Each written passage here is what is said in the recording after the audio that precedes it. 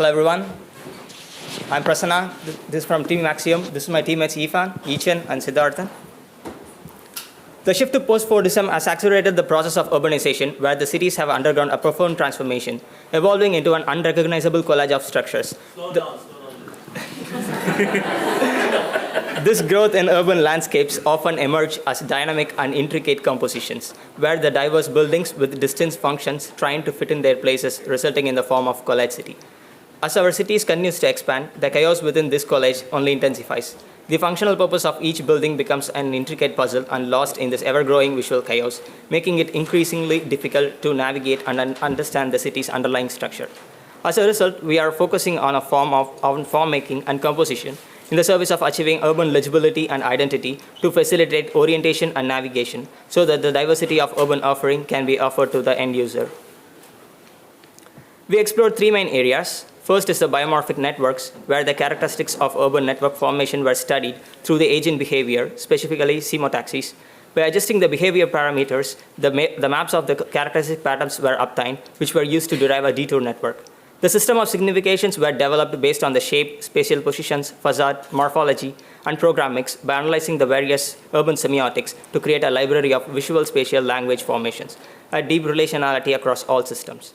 Urban district for us is a composition by density, but also composition through the visual connectivity, with the balconies, voids, and facade articulations to facilitate global urban order, which can also act as a phenomenological device, making the navigation and orientation faster. So we explored this compositional approach via district-sized expansion in the East London, and it is characterized by a diverse program mix and a high density build-up. Our site is well accessed via arterial roads and tube lines. Several other analyses like access points, bus stops were also taken for the further development. So after analyzing the existing urban fabric like grid, ratio, and organic, we found that all the cities are being just dedicated to the cars rather than the people. So we decided to find what if we let the people to take back to the city street to reach their destination. So we start with Stigmergy of ants, which find the shortest and efficient path to their food source. We implement this behavior to find the network of the city. So when the primary network is being given to the city, all other networks can be fully dedicated to the pedestrian and encouraging bicycle urbanism. Then we study Stigmergy behaviors throughout different simulations.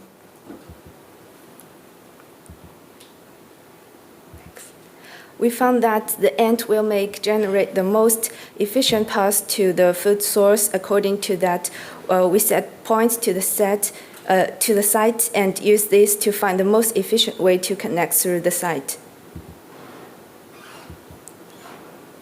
So we use the tube station, bus station, site entrance as the hot points, and it will generate the efficient path.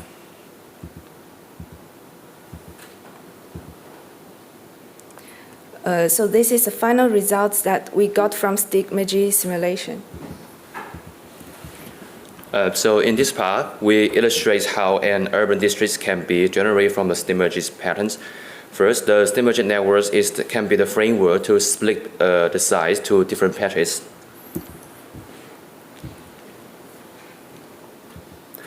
And then the networks not only can be the transportation systems, but also can be transited into a unique part of the urban massings. Here, we test some iterations of the shapes of the patterns and try to find a balance between the patch and the networks.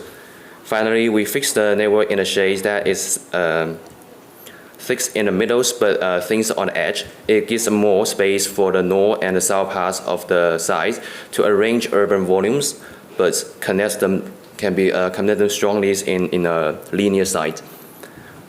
Based on the network, we generate mega buildings on the site. It has low level heights and crossing through the site. We name it as a sky gradient. It connects essential points on the site. And as a public mega buildings, it also contains multiple functions for citizens to access. And this is the model rendering to show the slabs, core, and the structures. And now we are more focused on the patches, urban massing designs. Seeing the patterns of the patches and the network shows a strong flows, our podiums also follow with the same language, which to strengthen the flow.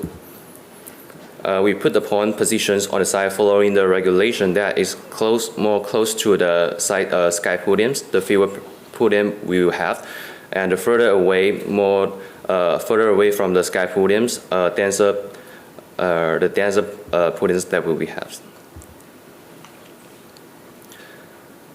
And finally, we plan the podium like this. And this is for the global heights to make 2D patterns to the to like 3D ways. We decide more close to our sky podiums, and then for the citizens provides more convenience for the citizens. More close to the podium, we will have more high level, which means can contain more residents, so they can more easily to use these sky podiums. So it will be more heights close to the sky podiums, but fade away to the edge. And to vary the forms through the size, we made the tower shapes from concave to convex from the north to south. We assign the different functions based on the different shapes, which will be related to our later semiology part. And this is some rendering.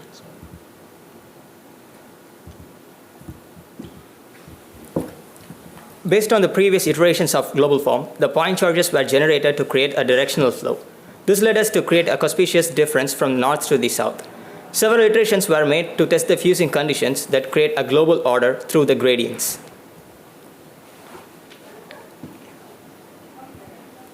In order to rationalize the generated pattern into an urban block, the circulation systems such as high-level connections and road networks, parks were used. This creates a more visible differentiation.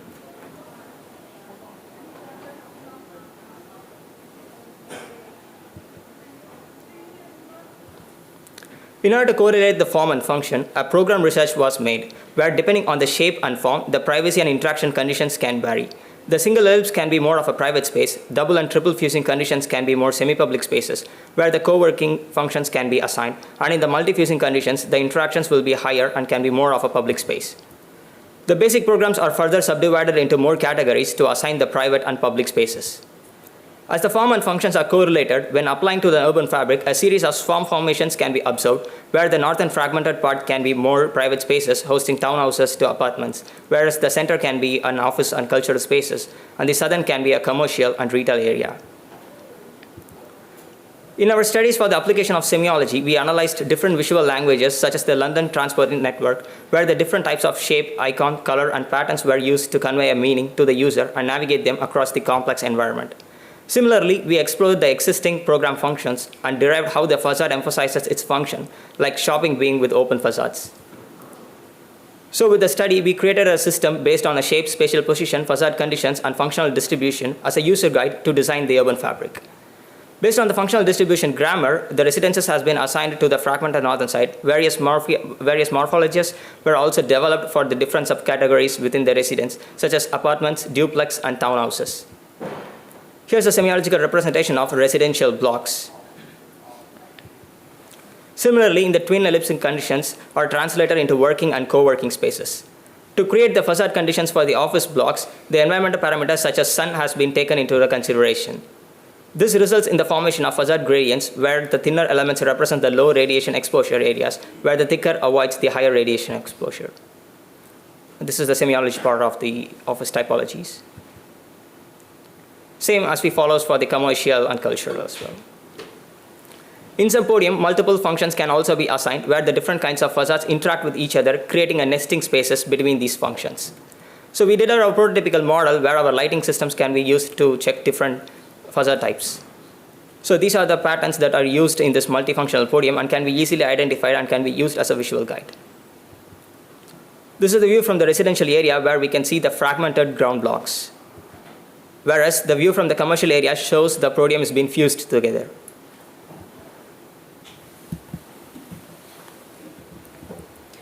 So we based on phenomenology and semiology to design the global facade.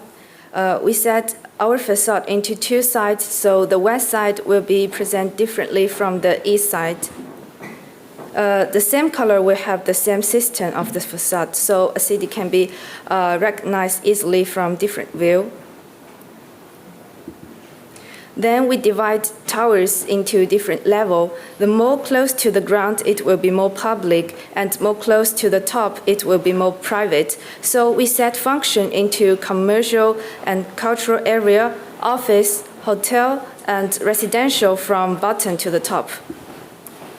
Then, same with our functional plan, we also make the function dominate happen in the elevation. So in the north of the site, it will be residential dominate. In the south of the site, it will be office dominate.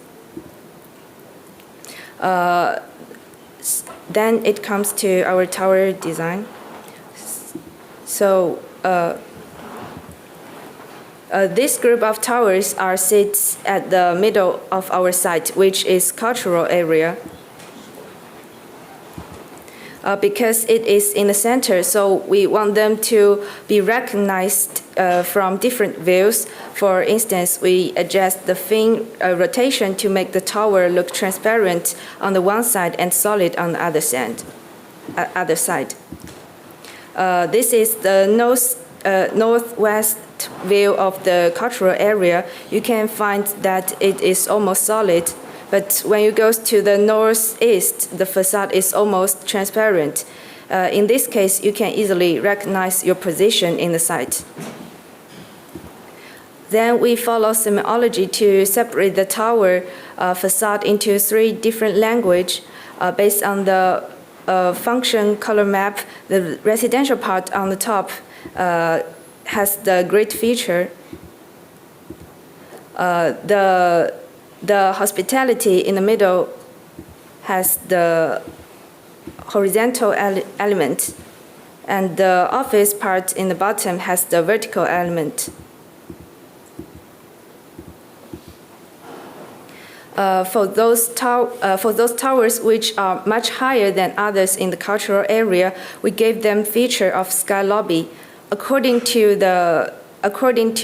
these two parts, we move the floors that in that part that can create a lobby. So this area can be used for the sky gallery and sky garden. So this is the inner view of the lobby.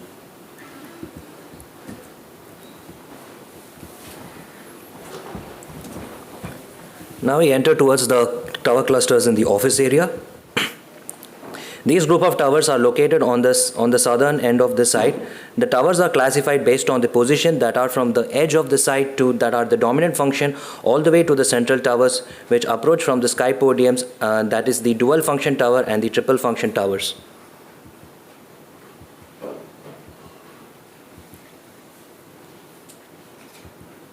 The semiology conditions of these towers are assigned based on the modules. Here the modules are deployed and combined where the surface undergoes a voxelization. The modules are then arranged in an alternative staggered pattern that varies both in horizontal and vertical directions, which highlight the fins that are vertically dominant, that is the office, and then the horizontal that are the panels which are the hospitality dominant functions.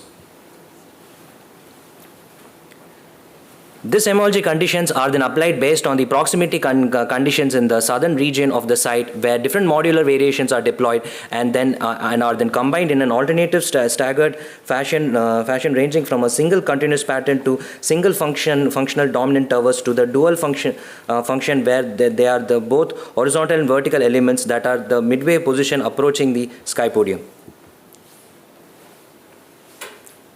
The semiology conditions of the dual function towers have a sky deck condition where the balcony modules are combined to form the sky deck on the midsection of the towers.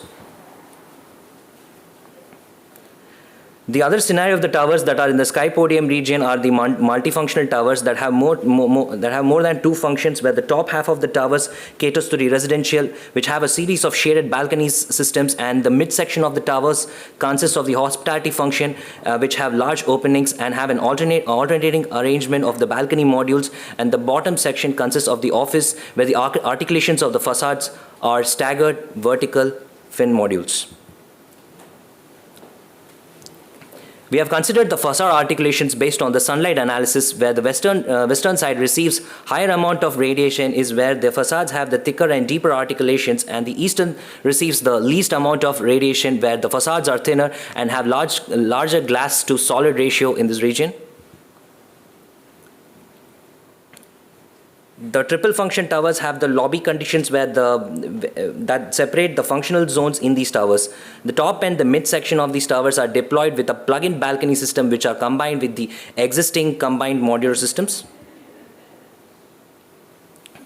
Here is the detail of the plug-in balcony conditions that have a layered facade system. The plug-in balconies are layered and deployed over the modular combined facade systems that are then combined with the glass panel and mullions. Here is like a tiny animation of it. The southern volumetric towers have three different circulation core systems that run along these towers. The dominant function have only primary circulation, that is highlighted in blue. The dual and triple function have more than two circulation cores that are the secondary and tertiary, and these towers have sky deck conditions that are present in them. The southern towers have different crown types, where the rooftops of towers present a very unique, spatially interactive opportunities, such as this rooftop deck that's seen in this image.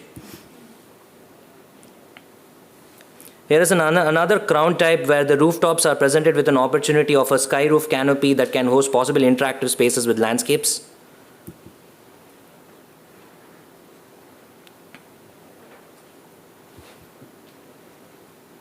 And then we have the sky deck condition for the dual function tower. And here are some renders of the southern side of the site.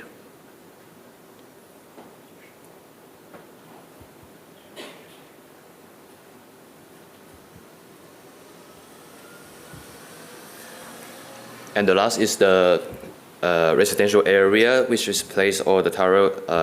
Mainly the function is the residence. So we have the residential tower here based on the one regulations of deforming the things. We can create different shapes of the facade in one towers. With this regulation, we have all types of the facades in residence areas. The simplest ones represent a pure residence towers. With the things becoming more complex, it indicates like different functions assigned in the towers. These two towers have office on the bottoms, but the residence on the top. The towers with the three different types of the facade will be placed in the city centers, and we select this one to detail illustrate semiology in the residential towers. This is other three sides showing the facades. On the top part, we had like have more balconies conditions, which indicates it is a residence. The middle part has a big opening things and a small grids mixed together, which show that it is a mixed use areas. And finally, the bottoms having the higher floor plan is the office. So this tower can form a clusters. The communities can be built on the skies. We are using these sections to show multiple functions in the clusters, and also with the bridge condition to connect different towers. The sky mounted layers strengthens the connections for the residents. They can easily to access to different functions without going to the ground levels. And then this is the one view that we picked from the sky gardens. And then this is the one shot from the bridges happens on the between the towers, and also showing the sky buildings on the bottoms. There's some shots of the residence towers views. And then this is all the facade conditions, and then we combine them together. So here's the iteration that we do for the global massings. And this is the fusing conditions happens in the podiums. And this is the cluster of the towers that we do in our previous prototype workshops. And these towers show the 3 different conditions happen in one facade, which indicates like different functions. And this is the main global towers, and then in different area they have a different facade type of the designs. Yes, and these are our SM cities. Thank you.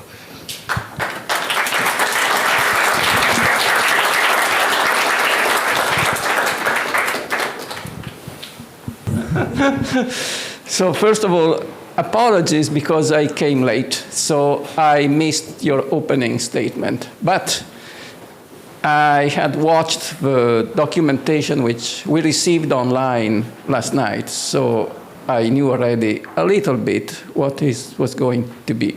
So first of all, congratulations for the technique of the renderings, which are, for what I can tell, the little I know of it, first class. I just have one remark concerning the choice of the title, Beyond the College City. It is just this project, or it is the entire studio? It's the entire studio, but these guys came up with it. As far as I remember. So everyone else is doing Beyond College City? Good. So when my remark does not apply to you, but it applies to you. Because I know the game you are playing, of course, you are implementing the aesthetic and the style of parametricism, which is way beyond College City. You know, College City is a famous expression. It was Colin Rowe who came out with it in 1979 or 80 or 81. And it was the origin of an entire aesthetics based on a taste for disjunction, fragmentation, aggregation. Peter Eisman, to this day, still has this idea of a composition based on disjointed aggregation, fragmentation. The example that Colin Rowe had in mind when he wrote the book was the residence in Munich, which is an agglomeration, downtown music, of copies of historical buildings from different periods, all put next to one another, emphasizing the lack of continuity. This kind of style or aesthetic migrated later on into deconstructivism, which is what the first digital turn wanted to move out of. And it did, and it did. So I am with you when you claim that we have to move beyond College City, but the title is probably an understatement. We don't want to go beyond College City, we want to go against College City. It's against the logic of fragmentation, aggregation, and disjointed composition. It's about smooth continuity. No, it's beyond, meaning you absorb all the complexity and Do you? differentiation. Because the order. That's it. The slogan in the 90s was moving. Yeah, it's 1, 2, and synthesis. Yeah. You can claim that, and yeah. But bear in mind, beyond is, in a sense, it has this Hegelian feeling, but it's still something what we are trying to move. It needs College City as a base. It needs to have happened at some point in the past. So we know that it was there, and we do something else. Yeah. Okay, so this is my only comment, purely historiographical. Who's next? Someone coming from far away. I mean, I would just actually, one of the other things that I always found compelling or sort of curious or interesting about Collage City was this sort of very specific focus on the plan. It wasn't only about juxtaposing buildings as sort of volumes or buildings as outlines or footprints, but actually the sort of like texture and sort of like deep structure of the plans themselves. And so maybe that's another reason why I was a little bit curious about framing this in terms of Collage City, because the buildings themselves are not about plans. Really, they're about the place of these buildings in this much larger kind of urban configuration. So I think if you were to play through the buildings and articulate the plans in sort of like articulate the plans in a way that it sort of continues that sort of parametric logic, then you'd have a sharper critique maybe of what Collage City was all about. One other thing that struck me as kind of interesting is that you talk about this, you mentioned this idea of urban semiotics, and I think what you mean by that is taking the morphological properties of these individual parcels and beginning to think about how each of them can be developed as the logic of a specific sort of program. And I would say for that, and maybe this also gets to the question of how you articulate these as plans, there's a whole library of kind of morphological metrics and morphological kind of analysis processes that can help you to do that programmatically. And I think if you want to be sort of like thoroughgoing about sort of like applying parametric processes in a cascading way all through the system, you kind of need to adopt a little bit those kinds of specific computational metrics. So anyway, that's just to say that that space can reveal some very interesting things about potential plan structures, and it can give you a little bit more specific understanding about what the possibilities are spatially for each one of these buildings, or each one of these sort of parcels. I want to applaud you for the project. It's really beautiful and simple to understand. I think what you did exceptional when is designing the facades. I know how difficult it is to design for certain program, and so you selected a very simplistic form, but then you spend a lot of time on articulation of the facade. So on one side you have residential, on the other side the offices, and the facades are really believable, which I think is fantastic. When it comes to podium, maybe I would have done similar to not do the same on both sides. Maybe you have this multi-level kind of Hong Kong scheme, and on the other side then you invert it and they're standing more on podiums, because residential is still very different to the office spaces. And maybe a bit more in the center could have been even more diverse when it comes between the two plots. But as an overall composition, I think it's really interesting and strong and very simple to understand. So congratulations. Yeah, so I think I would agree with a lot of the comments. I think at the beginning you mentioned how your cities are very strong statement, right? Very clear that we all know that cities are designed for cars, want to take the pedestrian approach, right? And I think you start to create, yes, a much more organic and dynamic grid where the city is placed, the building mass. But then in your explanation, you don't really show how you connect with the existing pedestrian parts of the city.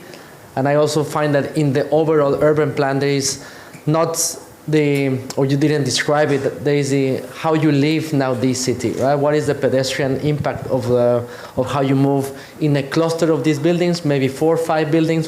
What is this better than a grid? I think that would be, as part of the thesis, important to then prove why this organic grid that I know I like more, Patrik likes more, it's very exciting way to move around with the curved elements, but why is this better, right? And I think then when you show you in your animation and images, below your podium and bridges, there is not much happening, right? So do you really want to live below this dark space? You have the argument that this is fully shaded, or a large shopping mall, or we have the sports facilities in between, I think that will start to create a better argument, but I think either you're not describing it, or you didn't get to that point, or you just ignore it completely, right? I think that will be, because you're making such a strong statement, I think that will be one aspect that it doesn't convey the overall form and dynamism that you do achieve, right? And I think on the other part, I think the solar analysis for the facade is, of course, very relevant. We need to keep taking on that, but then you don't take the self-shading of your master plan into account, right? That's where I think when you argue for differentiation, you don't see that strong differentiation in many aspects, because you are only taking the same tower as isolated object, putting the solar analysis, and then repeating almost a very similar facade impact, which when you are creating an urban master plan and the facades, that's the chance to create, look, this is getting self-shaded, we create something completely different in here, right? And that will then create, even in some of your renderings, you do see a lot of repetition, right? I know they're different, as Hannah said, they're parametric, they're sophisticated, but you don't get that sense of the sun is hitting in a very different way. You know, the tower completely reacts from east to west to south to north, right? I think it looks complex and elaborate, and you have good features like pulling for the sky lobbies and stuff. All of those are good, but I think it needed that more control outcome that it will create that beyond a collage. Right? I think it's too repetitive and maybe doesn't touch on those actual aspects. Yeah. I agree with a lot of what has already been said. I think what is successful for me is the composition, like flying through that part right there, I think is quite fascinating.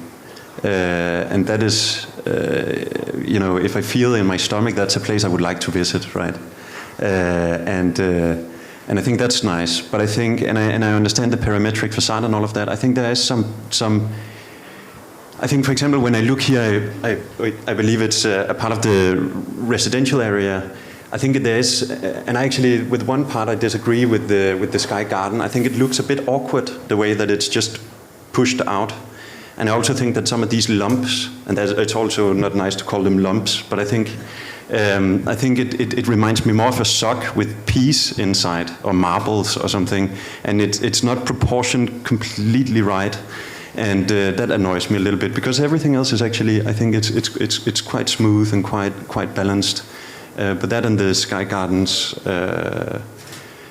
yeah. And of course there's some underutilized space and all of that, I also buy that. But I think in general, I think it's, looking at this right in front of me, I think it's beautifully balanced, and also a very nice model.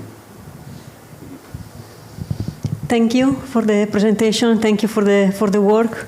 I think like one of the challenge that, well, probably as well kind of the studio has is this, how you create diversity in a kind of large master plan or large kind of piece of cities. I do appreciate how you tried in a many different ways, like one with kind of this, the direction of the sun, the program, the typology of the facade, the different type of the height, you know, like. So I think you tried like, to have like many different parameters, which is I think is very good. Maybe the problem that you have now is that the fact that you applied all the different parameters to every single tower, then you end up that they all end up the same in a way again. Now, so I think you need to have a hierarchy as well, like which rule is more important for each tower in a way. So for example, maybe we start to see differentiation only at the podium level for one area, and maybe in another area what is the residential, and my experience of the environment is from my flat looking out. There is a different set of rules. I think the problem is because the rules are always applied like from the master plan point of view and not really from the experiential point of view. So I think maybe, you know, even when we see the presentation, like, often like this kind of end of year course, we see the models at large scale, we see the render at the large scale, but actually we never see too much of the experience at the eye level, or, you know, or the view from the inside the flat. So sometimes I think maybe to reframe the presentation in that term maybe can help. So we have a little bit more kind of realistic experience of the proposal. Just, well, by the way, I think I'm very proud of what you've achieved together. So, really congratulations for where we are. And of course, it's not perfect, and there's a number of important kind of critiques came through. I mean, this idea, describing the ideas is great, and you doing them, but if they're not conspicuous enough, you have to kind of keep pushing. So the kind of different degree of relief on the west side versus the east side, that needs to be just pushed further. And then you have to not only show it in diagram, but show renderings which contrast that. And when you talk over it, sometimes you don't see it, even though it's pushed already to some degree of exaggeration, which is interesting. That's why we maybe needed light and shadow play on it to show with, you know, the depths, and maybe enhance it by making the east literally black, etc. So that's where I feel. The other thing is, what is interesting, you have these kind of programmatic layers and levels which comes through these sky gardens, but something happens when because they're stepped, maybe you're not rigorously applying them. Same with these, they're not strong enough, so maybe you have to support it and help us see the implied strata more. So I think for me, this is a lot about degree of helping us to see all these layers and logics and orders. And that's, even if they're inverted commas there, we need to keep pushing that. That's the message. So I think there's a lot in there which we can't quite get, even with the voiceover, even the diagrams. Once 5 minutes later, we look at them and we don't see it. And that's, for me, a kind of interesting message. I think it's a very strong project. But for instance, here when you had, I like that similar things, the difference of relief happen in different ontologies. The bridging happens here in a very different way from there. And by the way, here somehow the bridging got lost. Some of these and there were actually some nice models. They also didn't happen. So that's what some of these ideas. And when Hannes says maybe the podium could be doing the same thing differently, then you get, I think, both a variety and similitude when you do the same thing in different ways. And I think it's still very impressive. I think some of these visuals are quite amazing, but we need to kind of help learning to see and read them and keep homing in on the pure inscription, and the diagram doesn't help. You need to push it home further. That's why, and that means it would have more structure, it would have more order, more layers playing. And then you would also see less, there's still, of course, it still fights with homogeneity. And of course, on the podium, so it's clear, you have the isolated, the double, in the amoeba, the metabol fusion thing, etc. And then you had the semiology of the different types of functions there. But maybe they're also blending too much and becoming too similar. So that's where it's beyond collage. We have to drastically bring in otherness, and then maybe find ways of resonancing these other systems, or blending one into the other, and generating the transitions. But that's why this paradigm is really beyond, let's say, collage. That's why also Kipnis used that phrase, intensive coherence, where he wanted to see that as a dialectic, where he said you have the monotony of modernism, then you have the kind of incoherence of the collage, and what we want is actually, we want to absorb, we want to have that intensive coherence going, and that's we're still onto, but now with using a lot of the technical requirements like brise-soleil, the functional differentiations, morphologies, these indexes being heightened into semiology.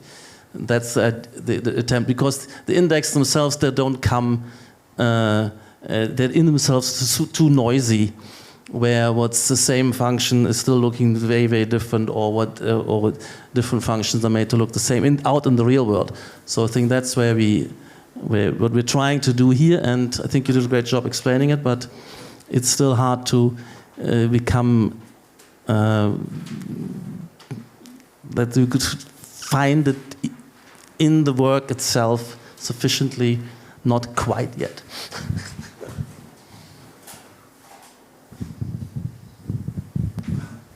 There's another way you might respond to this question of heightening of difference, or refinement of difference, and that's to say the project is really just one building. It's one parametric building, or it's one sort of like archetypal building that takes on many different forms, but then the building itself is developed in such a way that it communicates this very sort of like fine sensitivity to the tectonics of difference that are actually implied in the project. So like, for example, as you take these sort of vertical strips, because the vertical strips are normal to this underlying surface, they're going to be twisting in some very unusual ways. And to solve that tectonically is actually, it's a non-trivial thing. You know, one of the things that I also found very striking is that when you hold this model sort of as an artifact, it's satisfying because of the texture. There's this sort of like really nice textural quality to it, which when you have these sort of like severe vertical lines, it's maybe not quite as apparent. There's this moment where you show you show one of these buildings with the bridge, which has been truncated. You basically cut a section through the bridge. And it's this very nice moment because that bridge is a sort of solid volume. It's not the sort of thin, brise-soleils that constitute the rest of the building. And that's a kind of tectonic moment that you can build off of, and that you can sort of like centrifugally sort of spin out a whole series of other tectonic elements. So I guess what I'm saying is that I would be really curious for you to articulate more deeply what's going on actually in one of these buildings in all of that tectonic detail, because I feel like there's a lot of beautiful things that could come out of that actually.